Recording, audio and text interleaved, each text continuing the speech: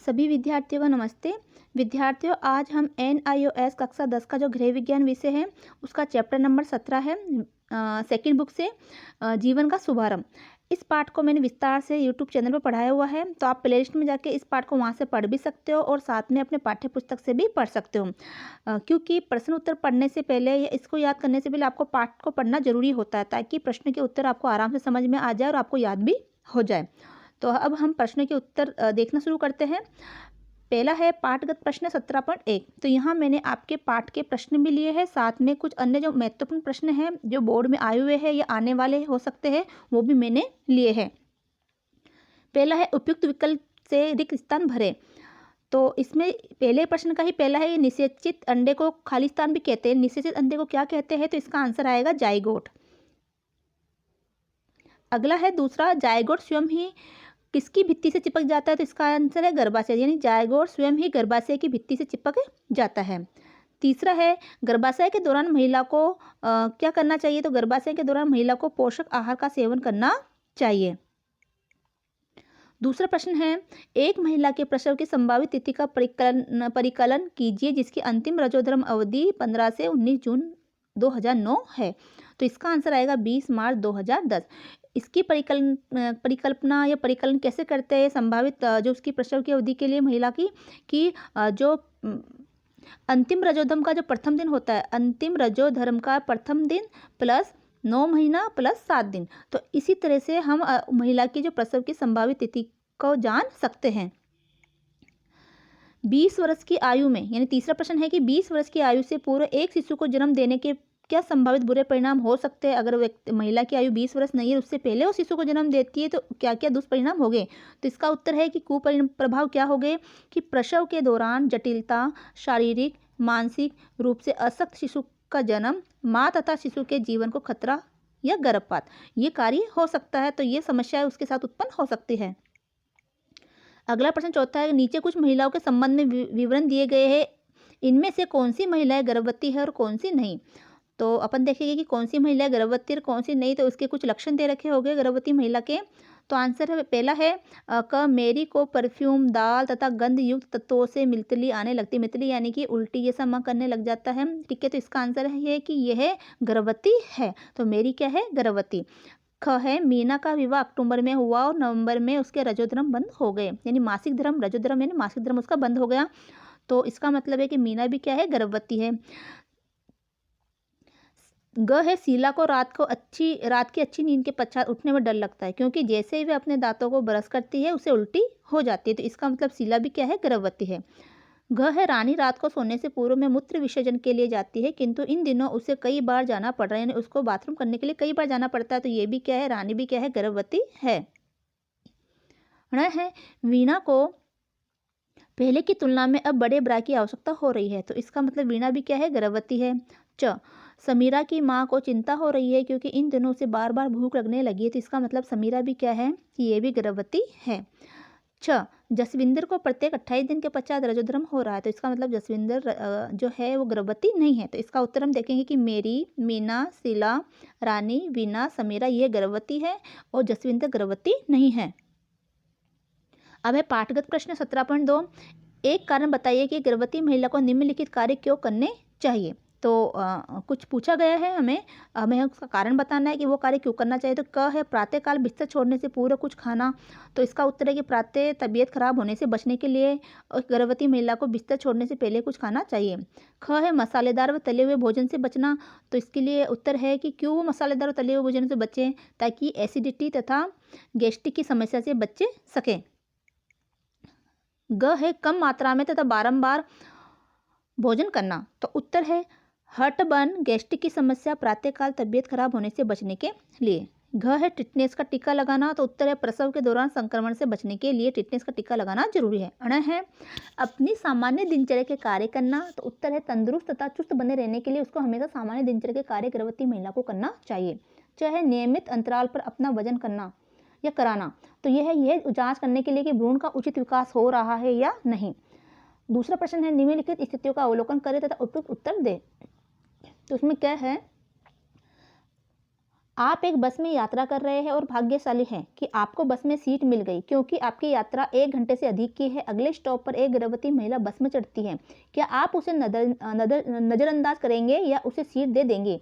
क्या आपको लगता है कि ऐसा करना आवश्यक है? 3 कारण बताइए कि उसे सीट देना क्यों जरूरी है। तो आपको बताना है कि उस महिला को, जो गर्भवती महिला जो बस में चढ़ी, उसको सीट देना क्यों जरूरी है। तो इसका आंसर है, अचानक झटका लगने से गर्भवती महिला गिर सकती है और भ्रूण को नुकसान हो सकता है, गर्भपात भी हो सकता है। दूसरा कारण है कि महिला को यथासंभव अधिक विश्राम की आवश्यकता होती है, तो इसीलिए भी उसको सीट देना जरूरी है। तीसरा कारण है कि उसे आरामदायक स्थिति में रखना चाहिए, तो इस वजह से उसको सीट देना जरूरी है। ख है, आपकी 21 वर्षीय विवाहिता बहन घर से बाहर जाने को मना करती है। उसे बाहर जाने में शर्म आती है। वह बाहर जाने में शर्म को महसूस करती है क्योंकि वह 6 महीने से गर्भवती है। आप उसे किस प्रकार समझाएंगे कि ऐसी स्थिति में उसे शर्माने की आवश्यकता नहीं है। गर्भावस्था के दौरान आप उसे किस प्रकार के कपड़े पहनने की सलाह देंगे। तो इसका आंसर है, पहला पॉइंट है कि यह पूर्णतः सामान्य स्थिति है और अधिकतर महिलाएं इस स्थिति से गुजरती है। दूसरा है, यह ना तो कोई रोग है और ना ही कुछ और, इसलिए इससे शर्म नहीं करनी चाहिए। तीसरा है, वे शिशु को जन्म देने की सही आयु में है।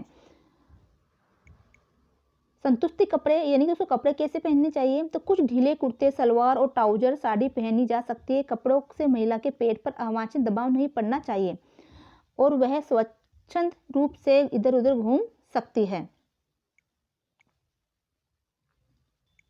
अगला प्रश्न है पाठागत प्रश्न 17.3। तो निम्नलिखित वाक्य सही है या गलत, इसके लिए कारण ही बताइए। तो कारण भी बताना है।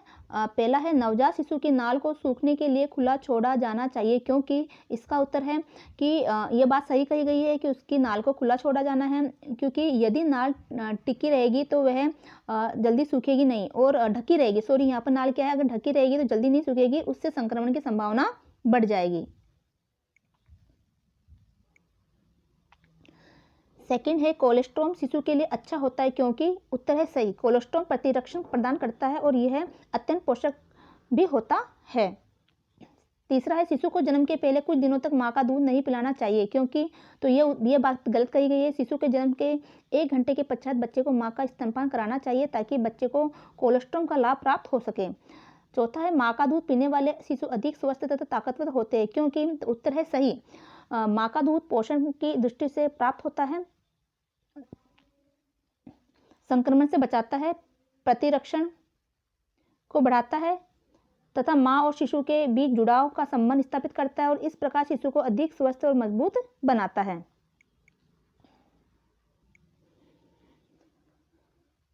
पांचवा है, नर्सिंग माँ को पोषण आहार की आवश्यकता होती है, क्योंकि नर्सिंग का मतलब होता है कि जो माँ बच्चों को दूध पिलाती है। तो हमने देखा कि नर्सिंग माँ को पोषण आहार की आवश्यकता होती है, क्योंकि अगर वो, तो वाक्य सही कहा गया, अगर क्योंकि नर्सिंग माँ को क्या करना पड़ता है कि शिशु को दूध पिलाना होता है, ठीक है, और उसको दूध को उत्पन्न भी करना होता है, तो इसीलिए उसको एक अच्छे पौष्टिक आहार की जरूरत होती है, ताकि उसके दूध के अंदर भी अच्छे पौष्टिक तत्वों की मात्रा बढ़ सके। अब है पाठान प्रश्न। तो पहला प्रश्न है, एक महिला को कैसे पता चलता है कि वह गर्भवती है। तो इसका आंसर है,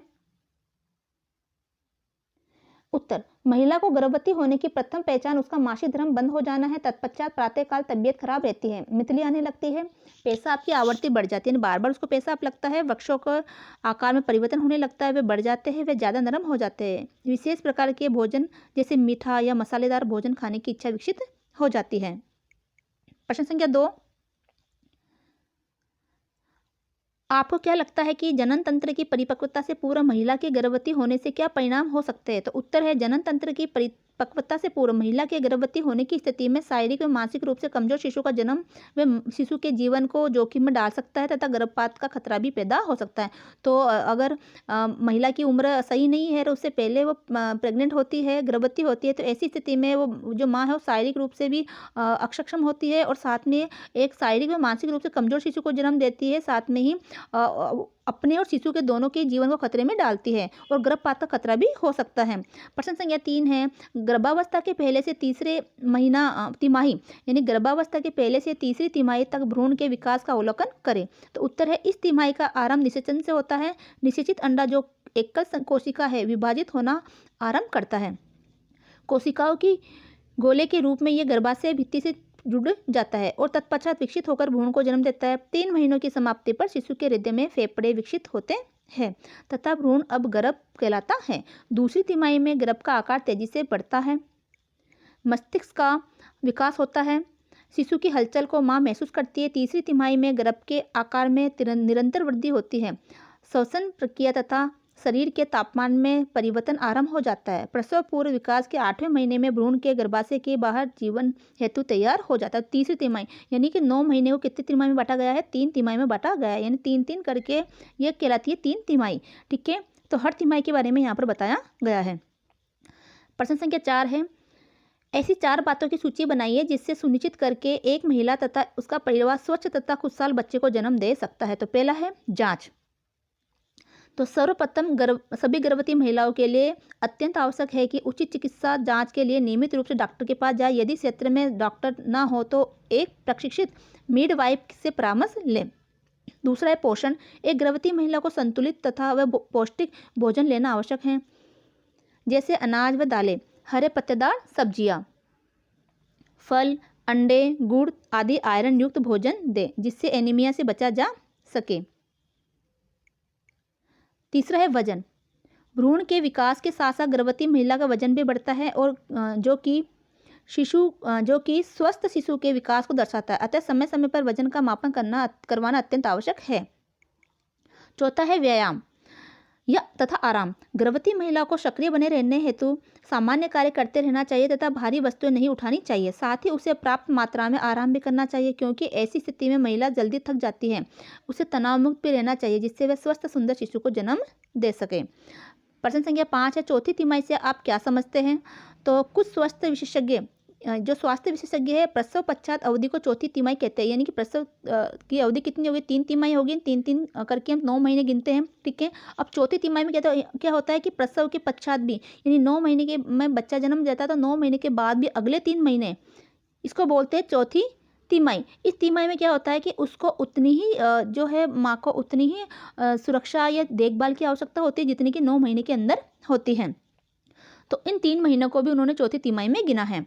तो कुछ स्वास्थ्य विशेषज्ञ प्रसव पश्चात अवधि को चौथी तिमाही भी कहते हैं। निश्चित तौर पर इस अवधि की समय सीमा 3 महीने से अधिक होती है। चौथी तिमाही शब्द का प्रयोग करके शिशु के जन्म के पश्चात माँ के लिए कुछ महीने और प्रसव की अवधि को निरंतरता तथा विशेष महत्व प्रदान किया जाता है। यानी इसको विशेष महत्व प्रदान किया जाता है। इस समय माँ को और ज़्यादा देखभाल की आवश्यकता होती है, क्योंकि उसका शिशु छोटा होता है, साथ में उसका शरीर भी बहुत कमज़ोर हो जाता है डिलीवरी के बाद में। तो उस समय उसको विशेष पोषण तत्वों की और पोषक तत्वों की आवश्यकता होती है और बच्चों को भी विशेष देखभाल की आवश्यकता होती है। प्रश्न संख्या 6, प्रसव के पश्चात माँ तथा बच्चे की देखरेख के 2 समान कारकों का उल्लेख कीजिए। ये कारक महत्वपूर्ण क्यों है? तो दोनों के समान कारक हमें बताना है जो माँ और बच्चे के लिए दोनों के लिए जरूरी है। तो उत्तर है, प्रसव पश्चात माँ तथा बच्चे की देखरेख के 2 सामान्य कारक निम्नलिखित हैं। तो पहला है मातृत्व शिशु की स्वच्छता, यानी माँ और शिशु की दोनों की क्या हो? स्वच्छता हो, दोनों की साफ सफाई पर ध्यान रखना है। तो उत्तर है, नवजात शिशु की त्वचा में प्राय झुर्रियाँ होती है। उसकी त्वचा सफेद मक्खन जैसी तत्व तथा कुछ महीन बालों से आवृत होती है, आवृत यानी ढकी हुई होती है। आपने देखा होगा जो नवजात शिशु होता है उसके शरीर में बहुत बारीक बारीक बाल होते हैं। उसके शरीर को गुनगुने पानी से भीगे स्वच्छ कपड़े से साफ करना चाहिए, क्योंकि ये दोनों ही तत्वों संरक्षण के तत्व रूप में कार्य करते हैं। तो जो भी बारीक बारीक झुर्रियाँ होती है, कुछ सफ़ेद महीन सा कुछ उसके शरीर पे होता है। ठीक है, जो मक्खन जैसा होता है तत्व होता है, साथ में उसके बारीक बारीक जो बाल होते हैं, वो दोनों ही क्या करते हैं? उस बच्चे के शरीर को सुरक्षा प्रदान करते हैं। तो इसको हमें बड़े ही जो गुनगुने पानी में कपड़े को भिगोकर, स्वच्छ कपड़े को भिगोकर उसको साफ करना, शरीर को साफ करना चाहिए। उसी प्रकार माँ जिस कमरे में रहे वह साफ सुथरा, पर्याप्त प्रकाश युक्त व एवं हवादार हो। साथ ही उसे प्रतिदिन स्नान करना चाहिए। दूसरा है माँ तथा शिशु का आहार। शिशु को जन्म के पश्चात पहले घंटे में ही माँ का दूध पिलाना जरूरी है, क्योंकि ये शिशु को संक्रमण के होने से बचाता है। साथ ही माँ को नर्सिंग के दौरान अच्छी गुणवत्ता वाला संतुलित आहार पर्याप्त मात्रा में लेना चाहिए। नर्सिंग का मतलब जन्म के पश्चात, बच्चा जब जन्म दे देती है उसके पश्चात भी उसको एक संतुलित आहार लेना चाहिए, ताकि वह अपने शिशु के लिए पर्याप्त मात्रा में गुणवत्ता युक्त दूध उत्पन्न कर सके। प्रश्न संख्या 7 है, शिशु को जन्म से ही माँ का दूध पिलाना क्यों महत्वपूर्ण है? अपने उत्तर में के तर्क में 2 कारण बताइए। तो जब शिशु है वो जन्म से ही माँ का दूध पिलाना क्यों जरूरी है? तो हमें बताना है इसका आंसर। तो उत्तर है, शिशु को जन्म से ही माँ का दूध पिलाना महत्वपूर्ण है, क्योंकि पहला है, माँ के प्रथम दूध में कोलेस्ट्रोम नामक पीला तरल पाया जाता है, जो कि शिशु को संक्रमण से बचाने में सहायक होता है। अगला है, दूसरा है, इस द्रव्य में व्यापक मात्रा में प्रोटीन होता है। तो ये जो द्रव्य होता है, जो पीला तत्व होता है, जो माँ के फर्स्ट दूध में आता है, ठीक है, इसमें क्या होता है कि उसमें व्यापक मात्रा में प्रोटीन होता है, जो कि बालक के लिए सर्वोत्तम आहार होता है। प्रश्न संख्या 8 है, गर्भवती महिला को विशेष देखरेख प्रदान किए जाने के समर्थन में तथा विरोध में कम से कम 2 कारण बताते हुए वर्णन कीजिए। तो इसका आंसर है कि गर्भवती महिला को नियमित रूप से डॉक्टरी जांच करवानी चाहिए। प्रसव के प्रथम 8 महीने से प्रत्येक माह कम से कम 1 बार डॉक्टर के पास अवश्य जाए तथा अंतिम माह में सप्ताह में 1 बार डॉक्टर के पास जाना अनिवार्य है। दूसरे, गर्भवती महिला को अपने वजन का पूर्णतः ध्यान रखना चाहिए। सामान्यतः उसका वजन 8 से 11 किलोग्राम बढ़ना चाहिए। सामान्य रूप से बढ़ता वजन कोख में एक स्वस्थ शिशु के विकास को दर्शाता है। अब है विरोध में, यानी उसको क्या नहीं करना चाहिए, ठीक है। तो हमारे देश में अनेक अंधविश्वास जैसे पुत्र जन्म की इच्छा, गोरे शिशु की इच्छा, गर्भपात का भय आदि के कारण गर्भवती स्त्री को कुछ भोजन का सेवन करने से मना करते हैं कि गर्भवती महिला को इस तरह का खाना नहीं खाना चाहिए, ये खाएंगे तो गोरा पुत्र जन्म होगा, ठीक है, या लड़का होगा। तो इस तरह के कुछ अंधविश्वास हमारे समाज में है। इस अंधविश्वास के अंतर्गत जिन भोजनों का सेवन करने से मना किया जाता है वह विभिन्न पोषण के अच्छे स्रोत होते हैं। तो जो भोजन खाने से गर्भवती महिला को मना करते हैं अंधविश्वास के कारण, लेकिन उन्हीं भोजन के अंदर बहुत अच्छे पोषक तत्व होते हैं तथा गर्भवती महिला के लिए लाभदायक भी हो सकते हैं, जैसे अंडे, मछली, दालें, दूध तथा अन्य पदार्थ आदि। तो गर्भवती महिला को सक्रिय बने रहने चाहिए और अपनी सामान्य दिनचर्या के कार्यों को नियंत्रित करना चाहिए। अधिक विश्राम करने से प्रसव के दौरान जटिलता से गुजरना पड़ता है, जो माँ तथा शिशु के लिए घातक होता है। तो जहाँ तक हो सके उसको अच्छे से अच्छा शारीरिक श्रम भी करना चाहिए। अगला प्रश्न 9वां है, एक दंपति को अपने परिवार का नियोजन करना क्यों जरूरी है? तो कारण भी दीजिए। तो करना और कारण दीजिए, यानी कि एक दंपति को अपने परिवार नियोजन करना क्यों जरूरी है और उसका क्या कारण है? तो उत्तर है कि बच्चे के जन्म की संभावना परिवार में खुशी लाती है, अतः परिवार का नियोजन करना अत्यंत महत्वपूर्ण है ताकि माँ और बच्चे दोनों ही स्वस्थ रह सकें। एक शिशु के जन्म के तुरंत पश्चात दूसरे शिशु के जन्म के कारण माँ पहले शिशु पर ज़्यादा ध्यान नहीं दे पाती। इस कारण वह अधिक चिड़चिड़ी हो जाती है। वह बच्चे को डॉक्टर डांटकर वह मारकर उन पर अपना गुस्सा निकालती है।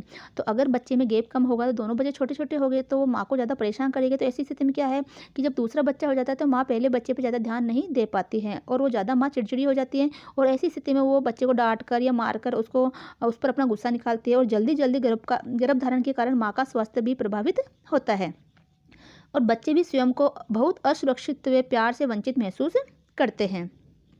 10वां प्रश्न है, एक गर्भवती महिला को पौष्टिक आहार प्राप्त करने के 4 सुझाव दीजिए। तो उत्तर है कि पहला है कि सुझाव है कि हड्डियों के विकास के लिए आवश्यक कैल्शियम हेतु दूध का सेवन करें। मांसपेशियों के विकास के लिए आवश्यक प्रोटीन हेतु दालें, अंडे, मांसाहारी भोजन करें। तीसरा है मस्तिष्क के विकास के लिए अपेक्षित खनिज हेतु, क्योंकि मस्तिष्क का विकास किससे होता है? खनिजों से होता है, तो उसके लिए वो क्या खाए? हरे पत्तेदार सब्जियां तथा फल खाए। चौथा है ऊर्जा के लिए अपेक्षित कार्बोहाइड्रेट युक्त जैसे चावल है, गेहूँ आदि का सेवन करें। प्रश्न संख्या 11 है, निषेचन की प्रक्रिया से आप क्या समझते हैं? निषेचित अंडे को क्या कहते हैं या फिर जाइगोट किसे कहते हैं? तो ये दोनों मतलब एक ही है कि प्रश्न कैसे भी बन के आ जाए कि निषेचित अंडे से क्या समझते हैं, ये क्या किसे कहते हैं या फिर जाइगोट किसे कहते हैं। निषेचित अंडे को ही जाइगोट कहा जाता है। तो अब इसका उत्तर है, एक शिशु के जन्म के लिए पुरुष और महिला दोनों की आवश्यकता होती है। प्राकृतिक रूप से महिला अपने कोख में अनिषेचित अंडे धारित करती है, अनिश्चित अंडे धारित करते हैं, और पुरुष के शरीर में शुक्राणु होते हैं। ये अंडे तथा शुक्राणु निषेचन की प्रक्रिया के माध्यम से संयोजित होते हैं तथा निषेचित अंडों को जाइगोट कहते हैं। तो ये जो निषेचित अंडे हैं इसी को क्या कहते हैं? जाइगोट कहते हैं। जाइगोट गर्भ के साथ संयोजित, यानी गर्भ के साथ मिलकर ये संयोजित होकर माँ के शरीर में पोषक तत्वों को प्राप्त करके विकसित होना आरंभ करता है। जाइगोट को भ्रूण कहते हैं और जन्म के पश्चात यही शिशु का रूप धारण करता है। 12वां प्रश्न है, एक गर्भवती स्त्री के प्रसव की संभावित तिथि का अनुमान कैसे लगाया जाता है? तो उत्तर है, प्रसव की संभावित तिथि बराबर क्या होगा, यानी कैसे प्रसव की संभावित तिथि का अनुमान लगाएंगे? तो इसका उत्तर है अंतिम रजोधर्म अवधि का प्रथम दिन, यानी कि जो मासिक धर्म की अंतिम मासिक धर्म उसका हुआ उसका पहला दिन प्लस 9 महीने और प्लस 7 दिन। 13वां प्रश्न है, प्रसव पूर्व अवधि तथा प्रसव पश्चात अवधि से क्या तात्पर्य है? तो उत्तर है, भ्रूण माता के गर्भ में 9 महीने यानी कि 280 दिनों के लिए रहता है। इस अवधि को प्रसव पूर्व अवधि कहते हैं। तो इस 9 महीने की अवधि को क्या कहते हैं? प्रसव पूर्व अवधि, यानी कि जन्म लेने के पहले की अवधि। प्रसव यानी जन्म देना, जो गर्भधारण से आरंभ होकर शिशु के जन्म पर समाप्त होती है। प्रसव पश्चात से तात्पर्य है प्रसव के बाद की अवधि। इस प्रकार प्रसव पश्चात का अर्थ है शिशु के जन्म के बाद की अवधि। प्रश्न संख्या 14 है, कोलोस्ट्रोम शिशु के लिए अति आवश्यक है। इस कथन की पुष्टि 2 कारण सहित कीजिए। तो उत्तर है, शिशु को जन्म के पश्चात पहले घंटे से ही माँ का दूध पिलाना सर्वोत्तम होता है। माँ के दूध में पहले कुछ दिन कोलोस्ट्रोम नामक पीला तरल आता है। यह कोलोस्ट्रोम शिशु के स्वास्थ्य के लिए अत्यंत महत्वपूर्ण है। यह शिशु को संक्रमण से बचाने में सहायक होता है।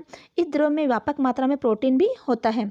पहले 6 महीने में शिशु के लिए केवल माँ का दूध ही सर्वोत्तम आहार है। बहरहाल 4 महीने के पश्चात शिशु को माँ के दूध के अतिरिक्त अन्य अनुपूरक आहार भी दिए जाने चाहिए।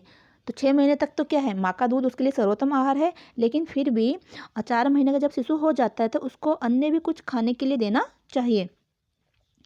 15 प्रश्न है, 20 वर्ष पूर्व महिला के गर्भवती होने की कोई तो दुष्परिणाम बताइए, यानी कोई 2 दुष्परिणाम हमें बताने हैं। उत्तर है, 20 वर्ष की आयु से पूर्व जनन प्रणाली पूर्णतः विकसित नहीं होती।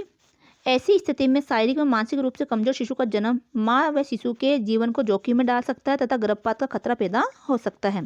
प्रश्न संख्या 16 है, भ्रूण के विकास को प्रभावित करने वाले कारकों के बारे में विवेचन कीजिए। तो भ्रूण के विकास को प्रभावित करने वाले हमें कारक बताना है। तो उत्तर है कि भ्रूण के विकास को प्रभावित करने वाले निम्नलिखित कारक है। पहला है माँ की भावनात्मक स्थिति।